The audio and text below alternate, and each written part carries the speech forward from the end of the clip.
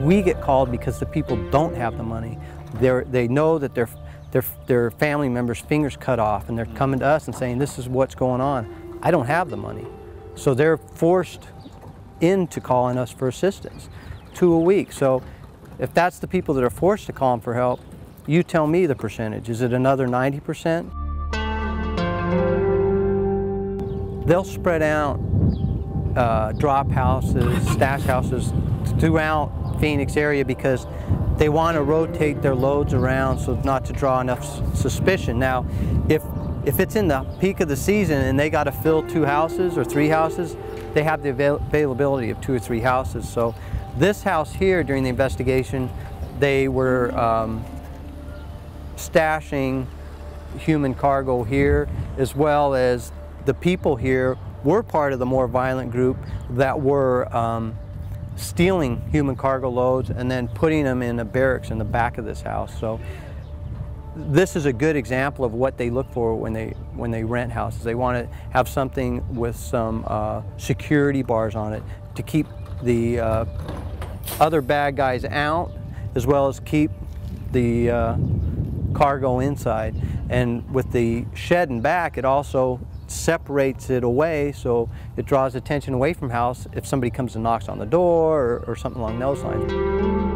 There was people that were kidnapped, moved from one place to another and held in that Quonset hut in the back or barracks in the back until payment was made for them, at which time they would release them from that.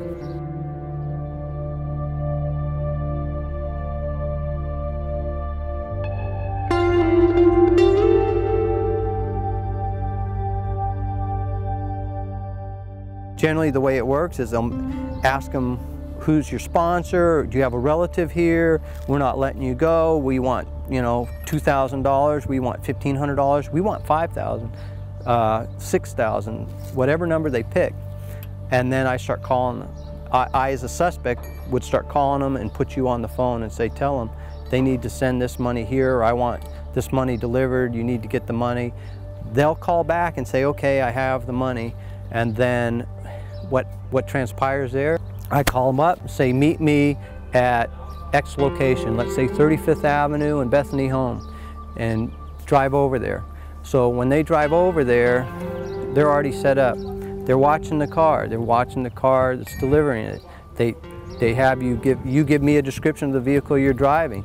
I see if there's people following behind you. I see if it's the police or another RIP.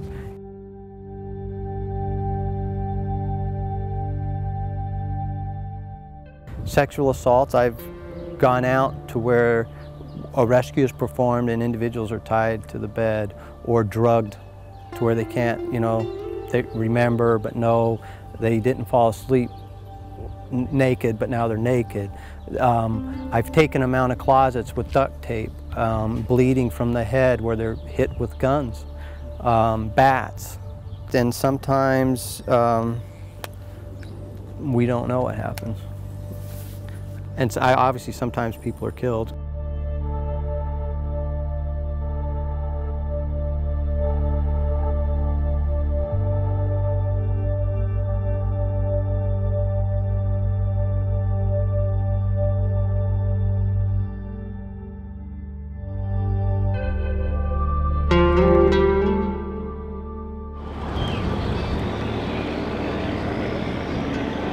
If that's not only your cargo, that's somebody else's cargo. Money has to get back to that origin in Mexico.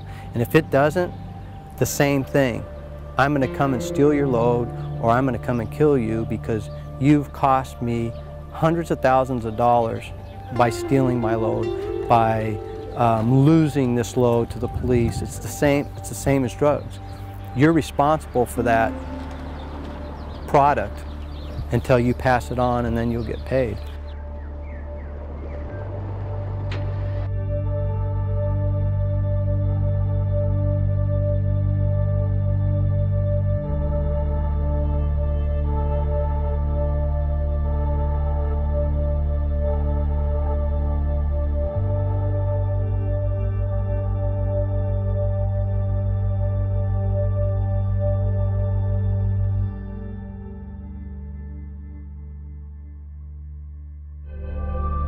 you.